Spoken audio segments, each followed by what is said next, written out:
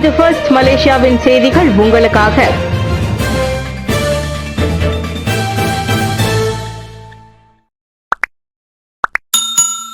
புகிட் மேதா ஜாமை அதிர வைத்த என்ரிகோஸ் மாட்டு பொங்கல். 300க்கும் மேற்பட்டோர் பங்கேற்பு. பினாங்கு புகிட் மேதா ஜாமில் என்ரிகோஸ் நிறுவனம் நடத்திய மாட்டுப்பொங்கல் விழா நேற்று கோலாகலமாக நடைபெற்றது. ரவிராஜ் சென்ட்ரிகான் பிரிகத் நிறுவனத்தாருக்கு சொந்தமான அல்மா லடாங் செலாடாங் தோட்டத்தில் காலை 9 மணிக்கு தொடங்கிய இவ்விழாவில் 300க்கும் மேற்பட்டோர் கலந்து கொண்டனர். இது என்ரிகோஸ் நிறுவனத்தின் 2வது மாட்டுப்பொங்கல் விழாவாகும். முதல் விழா கடந்த ஆண்டு கெடா மாநிலத்தில் நடைபெற்றது. ஆனால் இம்முறை பினாங்கில் மிகப்பெரிய அளவில் நடத்தப்பட்டது. சிறப்பு விருந்தினராக பினாங்கு துணை முதல்வர் ஜக்தீப் சிங் டியோவின் சிறப்பு அதிகாரி டத்தோ ராமச்சந்திரன் வந்திருந்தார். என்ரிகோஸ் நிர்வாக இயக்குனர் ராஜேந்திரன், தலைமை செயல் அதிகாரி SK சுந்தரம், ஸ்ரீ முருகன் சென்டர் நிறுவனங்களில் ஒருவரான டத்தோ எல் கிருஷ்ணன் மற்றும் சிறப்பு அதிகாரி ரவி ஆகியோர் சிறப்புரையாற்றினர். மாடுகளை குளிப்பாட்டி அலங்காரம் செய்து மாட்டுப் பொங்கல் வைத்து அவற்றுக்கு பரிமாறினர். பொங்கல் போட்டி, கோலம் வரைதல், பானை வரைதல் போன்ற பாரம்பரிய போட்டிகளும் நடத்தப்பட்டன. விழாவில் ஜல்லிக்கட்டின் முக்கியத்துவம் குறித்து உரைகள் இடம்பெற்றன. 1,40,000 ரிங்கெட் லஞ்சம் பெற்றதாக குற்றச்சாட்டை மறுத்து விசாரணை கோரிய குடிநுழைவு அதிகாரி.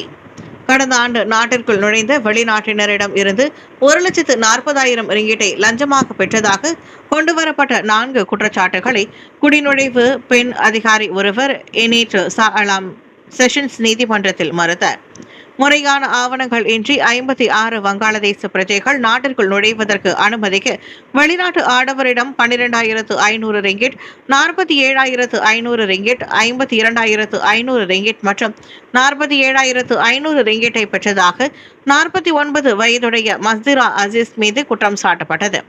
KLIA விமான நிலையத்தின் 1வது முனையத்தின் குடிநுழைவுத்துறை துணை இயக்குனர் என்ற முறையில் கடந்த ஆண்டு மே மாதம் 3ஆம் தேதி மற்றும் மே 15 தேதிக்கும் இடையே செப்பாங்கில் உள்ள ஒரு வர்த்தக மையம், பெட்ரோல் நிலையம், கோத்தா வாரிசான் அங்காடி மையம் ஆகிய இடங்களில் இந்த குற்றத்தை புரிந்ததாக மஸ்துரா மீது குற்றம் சாட்டப்பட்டது. அனைத்து குற்றச்சாட்டுகளுக்கும் 20,000 ரிங்கிட் ஜாமீன் அனுமதிக்கப்பட்டது. மேலும் மாதந்தோறும் ஒரு முறை MICC அலுவலகத்தில் ஆஜராக வேண்டும் என்றும் உத்தரவிடப்பட்டது. இந்த குற்றச்சாட்டு மீண்டும் பிப்ரவரி 25ஆம் தேதிக்கு மறுவாசிப்புக்கு செவி மடுக்கப்படும். ATM எந்திரத்தில் சிக்கிய பூனை மீட்பு. APM படை வீரருக்கு குவியும் பாராட்டுகள்.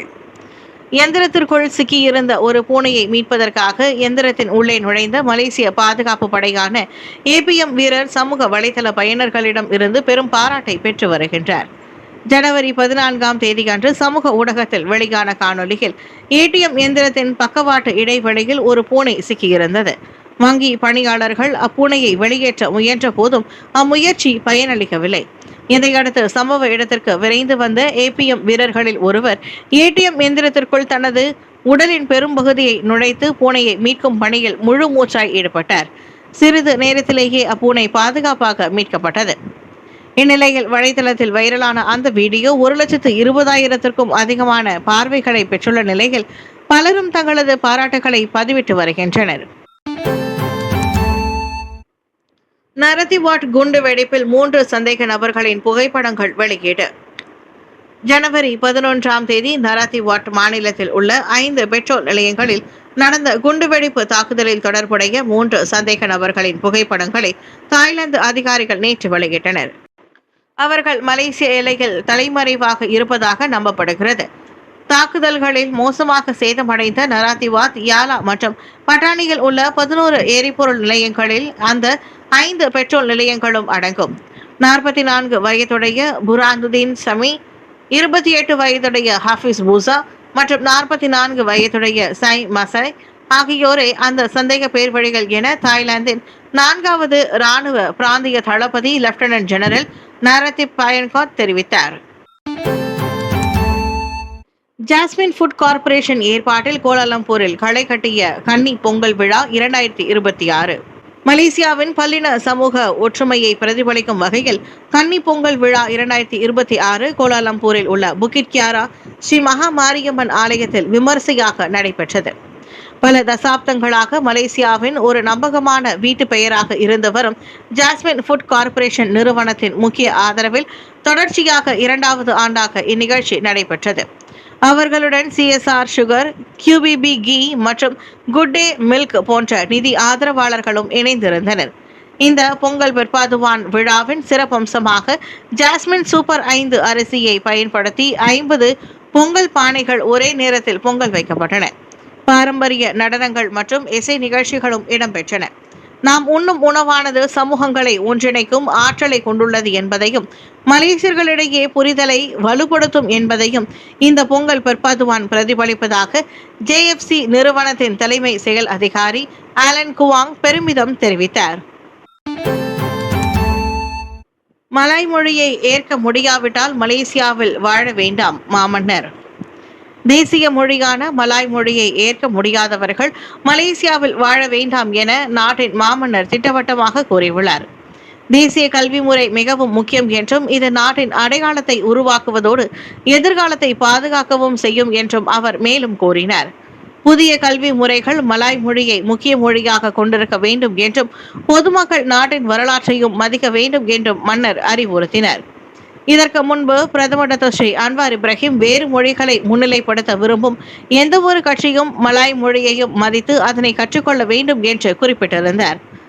சீன சுயாதீன பள்ளிகளில் மாணவர்களுக்கான UEC சான்றிதழ் சில மாநிலங்களில் ஏற்கப்படுகின்ற நிலையில் மத்திய அரசு பல்கலைக்கழகங்களில் அல்லது பணிகளில் ஏற்கப்படுவதில் சில சிக்கல்கள் உள்ளன என்பது குறிப்பிடத்தக்கது. சிவப்பு விளக்கை மீறி ஓட்டும் சம்பவங்கள் அதிகமாக தொடர்கின்றன.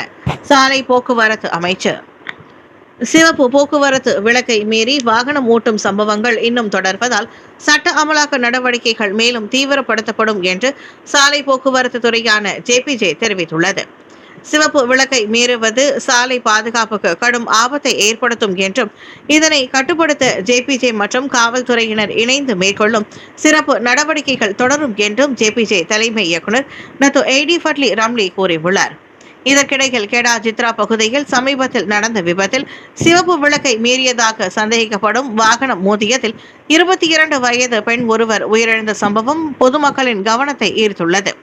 மேலும் ஜனவரி 1 முதல் அமல்படுத்தப்பட்டுள்ள சம்மன் கட்டண முறையின் கீழ் சம்மன் விதிக்கப்பட்ட நாளிலிருந்து 1 முதல் 15 நாட்களுக்குள் அச்சம்மனை செலுத்தினால் 50 விழுக்காடு தள்ளுபடி வழங்கப்படுகிறது. அதே நேரத்தில் 16வது நாளிலிருந்து 30வது நாட்களுக்குள் செலுத்தினால் 300 ரிங்கிட் கட்டணம் 200 ரிங்கிட்டாக வசூலிக்கப்படும் என்றும் அதற்கு மேற்பட்டு செலுத்துபவர்கள் முழு தொகையை செலுத்த வேண்டும் என்றும் அறிவிக்கப்பட்டுள்ளது. இந்த நடைமுறை JPJ மற்றும் காவல்துறையை விதிக்கும் சம்மன்களுக்கு ஒரே மாதிரியான கட்டண முறையை அமல்படுத்தும் அரசின் உத்தரவாதம் அடிப்படையில் செயல்படுத்தப்படுவதாக JPJ தெரிவித்துள்ளது. ஈப்போ தைப்பூச ஊர்வலம் துன் அப்துல் ரசாக் பாலத்தை பயன்படுத்த சிறப்பு அனுமதி.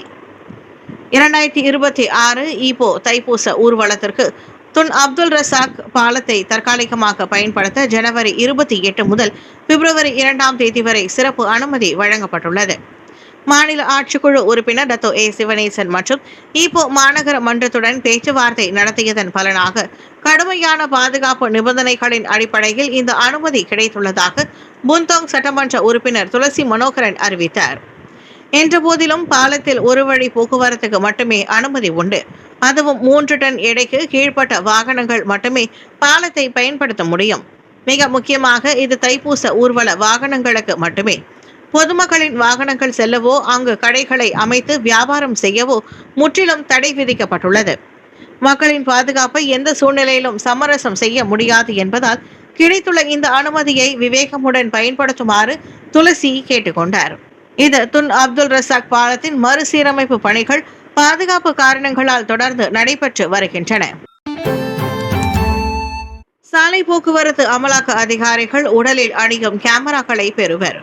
இந்த ஆண்டு நாடு முழுவதிலும் உள்ள தமது அமலாக்க அதிகாரிகளுக்கு உடலில் அணியும் கேமராக்களின் பயன்பாட்டை சாலை போக்குவரத்து துறை விரிவுபடுத்தவிருக்கிறது என அதன் தலைமை இயக்குனர் டாக்டர் AD ஃபட்லி ரம்லி தெரிவித்திருக்கிறார்.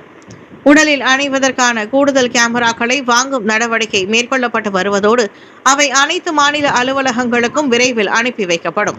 கடந்த ஆண்டு அக்டோபரில் தொடக்க கட்டமாக இந்த நடவடிக்கை தொடங்கியதை தொடர்ந்து 300க்கும் மேற்பட்ட யூனிட்டுகள் கொண்ட கேமராக்கள் அங்கீகரிக்கப்படும் என்றும் அதன் வழி இந்த ஆண்டு இந்த கேமராக்களின் எண்ணிக்கை மொத்தம் 500ஆக எட்டக்கூடும் என சாலை போக்குவரத்து துறை கணித்துள்ளது. அமலாக்க பணியாளர்களின் அனைத்து அசைவுகள் மற்றும் செயல்பாடுகளையும் தரையில் எழும் எந்த ஒரு பிரச்சனைகளையும் பதிவு செய்யும் அதே வேளையில் அதிகாரிகளின் நேர்மை குறித்து பொதுமக்களுக்கு உறுதி அளிக்க கேமராக்கள் உதவுகின்றன என ஏடி ஃபட்லி தெரிவித்தார். யுபிஎஸ்ஆர் PT 3 தேர்வுகள் மீண்டும் அமல்படுத்தப்படுவது குறித்து அரசு இன்று அறிவிப்பு. கல்வி அமைச்சர் 2026ஆம் ஆண்டு முதல் 2035ஆம் ஆண்டு வரையிலான தேசிய கல்வி மேம்பாட்டு திட்டத்தின் தொடக்க விழாவில் யுபிஎஸ்ஆர் மற்றும் 3ஆம் படிவத்திற்கான PT 3 தேர்வு மீண்டும் தொடங்கப்படுமா என்பது குறித்து அரசாங்கம் இன்று அறிவிக்கும். மாணவர்களின் தேவைகள் மற்றும் முழுமையான மதிப்பீட்டு முறைக்கான திறனை கருத்தில் கொண்டு கல்வித்தரத்தை வலுப்படுத்துவதே இந்த முடிவு நோக்கமாக கொண்டுள்ளதாக கல்வி அமைச்சர் ஃபட்லினா சிட்டேக் தெரிவித்தார். முழுமையான மதிப்பீட்டின் மூலம் நமது குழந்தைகள் தயாராக இருப்பதை உறுதி செய்ய வேண்டி இருப்பதால் முழு கற்றல் நடவடிக்கைகளை ஆய்வு செய்வதன் மூலம் மேம்பாடுகளை செய்வோம். இறுதியில் தரத்தை பற்றிய கேள்விக்கு பதிலளிக்கும் வகையில் இன்று எங்களது அறிவிப்பு இருக்கும் என ஃபட்லினா சுட்டிக்காட்டினார். பள்ளிகளுக்கும் மாணவர்களுக்கும் இடையிலான இடைவெளியை முடிவுக்கு கொண்டு வருவதற்கும் கல்வியில் சமமான அணுகலை உறுதி செய்யும் நோக்கத்தையும் இந்த திட்டம் கொண்டுள்ளதாக நேற்று ஹாட் FM-ற்கு அளித்த நேர்காணலில் ஃபட்லினா கூறினார். தேவி ஸ்ரீ பத்ரகாளியம்மன் கோவிலுக்கான புதிய இடத்தை அரசு ஒதுக்கியுள்ளது. கட்டுமானத்திற்கு ஒப்புதல் வழங்கப்பட்டுள்ளது. அமைச்சர் ஹன்னாயோ அறிவிப்பு. மஸ்ஜித் இந்தியா தேவி ஸ்ரீ பத்ரகாளியம்மன் கோவிலுக்கான புதிய இடம் முழுமையாக தயார் நிலையில் உள்ளதாக கூட்டரசு பிரதேச அமைச்சர் ஹன்னாயோ தெரிவித்துள்ளார். கடந்த ஆண்டு செப்டம்பர் 17ஆம் தேதி கோவில் கட்ட திட்டமிடம் DBKL மூலம் அங்கீகரிக்கப்பட்டு டிசம்பர் 5ஆம் தேதி புதிய இடம் மதசார்பற்ற வழிபாட்டு இல்லம் என அதிகாரப்பூர்வமாக அறிவிக்கப்பட்டது. இதையடுத்து ஜனவரி 14ஆம் தேதி நிலத்தில் கட்டடம் எழுப்ப முறையாக அனுமதி பெறப்பட்டது. நேற்று சம்பந்தப்பட்ட அனைத்து அமைப்புகளும் கலந்து கொள்ளும் ஒருங்கிணைப்பு கூட்டமும் நடைபெற்றுள்ளது.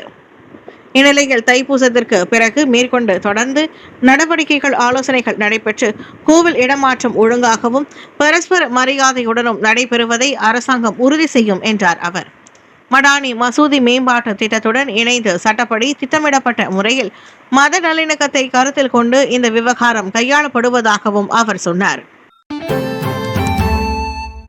ஸ்லாங்கூரில் அதிக அளவில் திவால் விகிதம் பாதிக்கப்பட்ட முக்கிய தரப்பாக ஆசிரியர்கள்.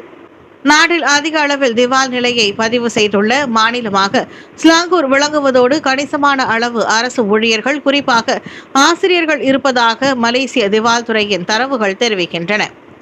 ஆசிரியர்கள் போன்ற நிலைமையான நிலையான வருமானம் உள்ள நபர்கள் பெரும்பாலும் கடன்களுக்கு எளிதாக அங்கீகரிக்கப்படுகின்றனர்.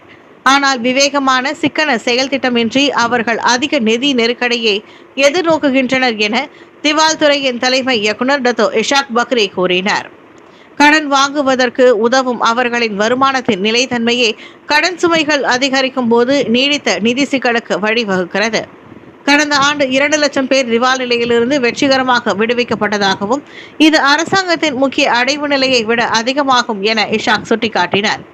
2023ஆம் ஆண்டின் திவால் சட்டத்தில் செய்யப்பட்ட திருத்தத்தினால் மனுதாரர்கள் குறிப்பிட்ட அளவுகோல்களை பூர்த்தி செய்தால் நீதிமன்ற உத்தரவு இல்லாமல் திவால் நெருக்கடியிலிருந்து விடுவிப்பதற்கு தலைமை இயக்குநருக்கு அதிகாரம் வழங்கப்பட்டுள்ளது.